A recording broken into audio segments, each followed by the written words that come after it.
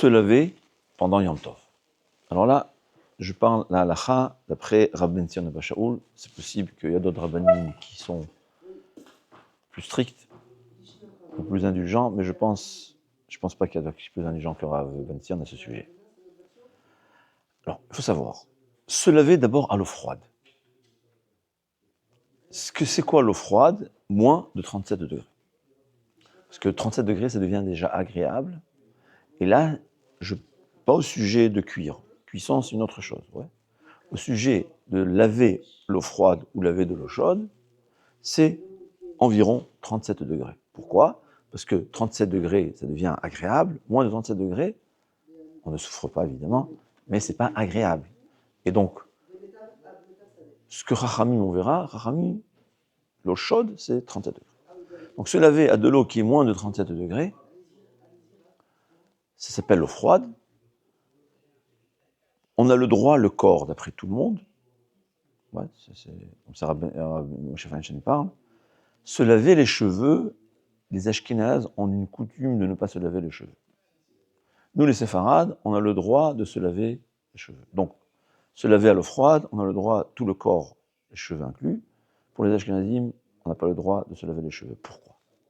Parce qu'il faut savoir que essorer ses cheveux, c'est assourd. Alors, les Ashkénazim, par mesure de précaution, c'est une coutume, c'est un minhag. Coutume, ça oblige. Ouais. Ils ont une coutume de ne pas se laver, une mesure de précaution, parce que c'est véritablement difficile de se laver les cheveux et ne pas les essorer. Il faut vraiment faire attention. Et un homme doit se connaître. Même un séfarade qui sait que s'il va se laver les cheveux, il y a un fort risque qu'il va oublier, il ne pourra pas dire, s'il a ensuite, il s'est essoré les cheveux, il ne pourra pas dire, Rav Ben Zion, il permet. Shulchan Aruch, il permet. Il ne peut pas dire ça. Parce qu'on a permis pour quelqu'un que d'avance, il ne s'imagine pas qu'il allait s'essorer les cheveux. Mais celui qui sait que par sa nature, il va s'essorer les cheveux, il n'a pas le droit de se laver les cheveux. Il y a des précautions que Chachamim ont instituées. Mais l'homme doit être intelligent. Et s'il sait que lui, il risque de tomber, il est obligé de faire attention. Donc, se laver à l'eau froide, c'est permis. Faire attention de ne pas essorer les cheveux. Évidemment, faire attention de ne pas essorer le vent, parce que ça aussi, c'est assourd. Et pour le savon, savoir que Rav Ovadia permet le savon solide, mais la majorité des poskim interdisent le savon solide, seulement le savon liquide. Et même si on n'a pas de savon liquide, on peut utiliser du shampoing, il n'y a pas de problème. Ça nettoie le corps aussi bien, il n'y a aucun problème, je sais, j'ai lu, c'est pas dangereux, il n'y a aucun problème. Donc évidemment, si on a les moyens, ne pas prendre de savon solide, puisque la majorité des poskim de notre génération interdit, évidemment, celui qui ne peut pas, il a seulement du savon solide, savoir que Rav Ovadia permet, à mon souvenir. C'est l'eau froide. Pour l'eau chaude, c'est plus compliqué. Étant donné que se laver le corps entier à l'eau chaude dans le temps, c'était un luxe, on a une règle qu'on n'a pas le droit de faire une melacha, un travail Yom Tov, pour quelque chose qui n'est qu'un luxe. D'abord, chez nos Shabbat et Chol Nefesh. Par exemple, on a dit faire l'encens. Vous vous souvenez, on a parlé, on mettait des braises, on mettait dessus, on brûlait des samim qui faisaient une bonne odeur. C'est assourd à Yom Tov. Pourquoi? C'est du luxe, c'est pas tout le monde qui le fait. La même chose, se laver dans le temps, c'était des bains publics. Rare, je ne sais pas si ça existait des gens qui allaient se laver chaque jour. Un juif, il se lavait une fois par semaine, parce qu'il y a le Shabbat. Mais sinon, même ça, la Gemara, on dit qu'il se lavait, c'est pas tout le temps, il se lavait en général, les mains, les pieds, la figure. Mais se laver tout le corps, c'était du luxe. Donc on n'a pas le droit de réchauffer de l'eau pendant Yom Tov pour se laver le corps dans sa totalité. Pire encore, il y a une gzera. Chachamim, ils ont pris une mesure de précaution.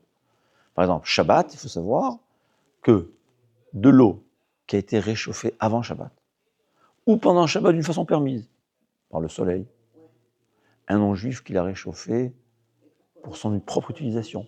Et je lui dis, écoute, tu peux me donner cette eau. Alors pour la boire, j'aurai le droit.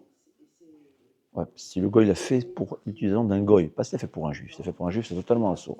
Si l'a fait pour lui, j'aurais eu le droit. Mais là, quand il s'agit de se laver, on n'a pas le droit de se laver la totalité du corps avec de l'eau chaude, que ce soit de l'eau réchauffée avant Shabbat ou pendant Shabbat, d'une façon permise, évidemment, ou d'une façon interdite.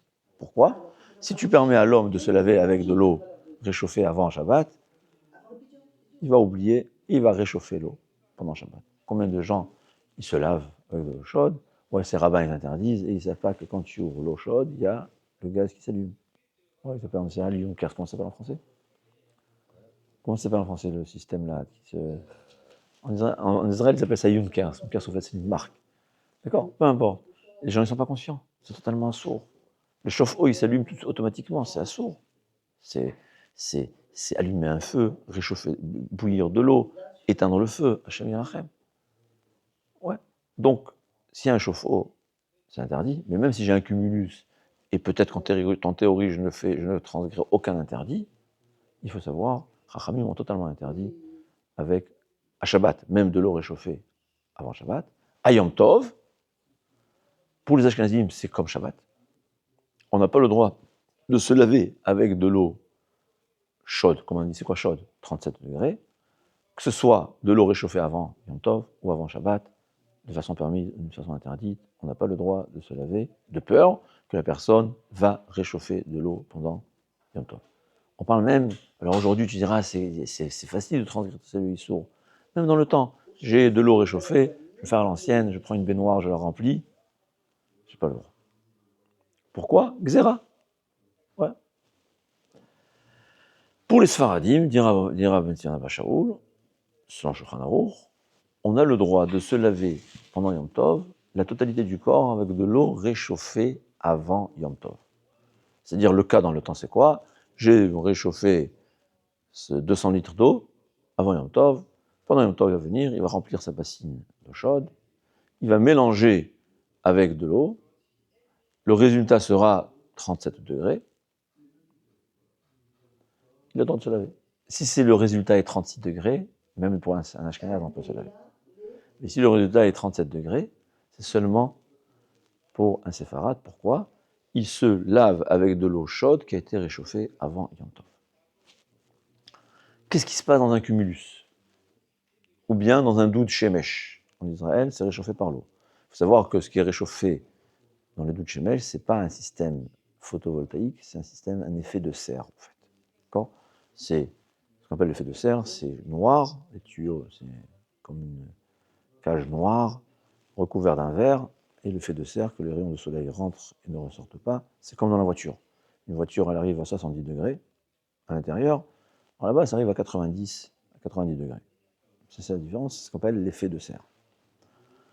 Alors, dire à Ben Tzina Shaul, est-ce que j'ai le droit d'utiliser pendant Yom Tov? Pourquoi? Quand je retire de l'eau chaude, il y a un arrivage d'eau froide. Cette eau froide qui va arriver dans le cumulus va se mélanger à l'eau bouillante qui est à l'intérieur du cumulus, et cette eau froide va se réchauffer. Et là, c'est un problème. On sait qu'on n'a pas le droit de mélanger de l'eau froide avec de l'eau bouillante si le résultat arrive à 45 degrés. Je parle de bichoul, de cuir. Ouais. Je ne sais pas si je vais utiliser pour me laver, que là, ça dépend de 37 degrés. Je ne sais pas, je bouillis de l'eau.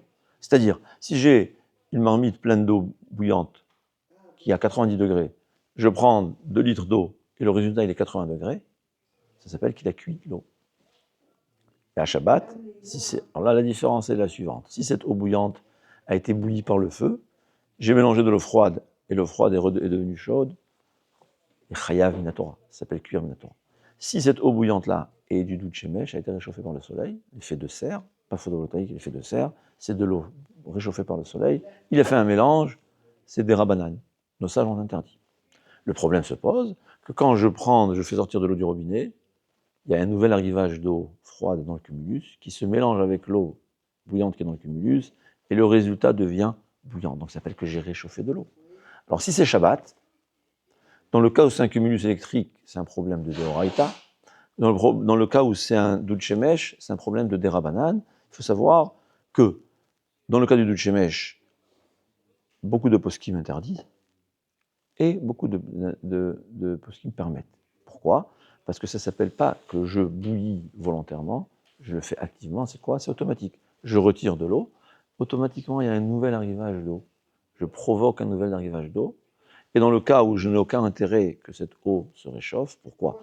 Mon cumulus, il fait 200 litres, j'utilise 100 litres. Donc, dans le cas du doud shemesh, en cas de nécessité, il y a qui permettent. Il y a qui interdisent, il y a qui permettent, à ça chacun de demander son rave. À ma connaissance, Rabbi Ben Tzina, il permet seulement dans le doud shemesh, je précise, dans un cumulus de douche shemesh réchauffé par le soleil, il permet évidemment dans le cas de nécessité, pas dans un cas juste. Ouais. Mais il faut savoir que d'autres poskim interdisent. D'accord? Et qui considèrent que c'est pas psy gréché, c'est comme si j'ai une corde d'eau. Je tire une corde du robinet, et il y a l'eau en haut d'en bas qui va remonter dans le cumulus. Alors ça s'appelle pas psychréché, ça s'appelle fait dans les mains. D'accord? Savoir. Douchemesh pour Shabbat, en cas de nécessité, répétition le permet. Dans le cumulus, c'est un problème de Deoraita, tout le monde interdit, et pour certains, c'est un interdit Deoraita, il a transgressé, il devra amener un korban khatat. Pendant Yom Tov, ouais, de dire à Ben Sion, j'ai un cumulus d'eau qui a été réchauffé avant Yom Tov. Si c'est pendant Yom Tov, même d'une façon permise avec une minuterie, interdit, c'est sûr, je n'ai pas le droit de me laver le corps avec. Dire à Ben Sion Abashaoul, dans ce cas-là, il n'y a pas de problème. À Yom Tov, bouillir de l'eau, ce n'est pas des Horaïta, ça veut dire, un cas pareil. Donc, Rabben Sion, il y a qui ne sont pas d'accord avec Rabben Sion, mais celui qui veut suivre Rabben Sion, il faut savoir, j'ai le droit de me laver avec de l'eau chaude si le cumulus a été réchauffé avant Yom Tov, et donc maintenant c'est interdit, c'est fermé, je veux dire, ça ne marche pas. Bien que quand j'utilise l'eau chaude, il y a un nouvel arrivage d'eau froide qui se mélange, puisque ce n'est pas fait d'une façon directe, d'une façon indirecte, psychréché, c'est gramma, il n'y a pas de problème à Yom Tov, je parle. Est-ce que j'ai le droit d'utiliser cette eau pour laver la vaisselle? Alors là, si le résultat est 45 degrés, ça s'appelle bouillir de l'eau. Bouillir de l'eau pour laver la vaisselle, c'est pas permis. C'est aussi un luxe. Mais si le résultat est moins de 45 degrés, c'est permis. Tout ce qu'on a dit qu'il faut 37 degrés, c'est pour se laver le corps. Mais si c'est pour laver la vaisselle ou juste même les mains, tant que c'est pas 45 degrés, il n'y a pas de problème. Ah, quand je retire l'eau, il y a un nouvel arrivage d'eau froide qui se mélange au cumulus, savoir que selon Rabben Sion, c'est permis, parce que c'est gramma et c'est psychréché. Des termes qu'il faut connaître, mais c'est-à-dire c'est fait indirectement, involontairement, ça se fait automatiquement, c'est le seul cas où ce sera permis.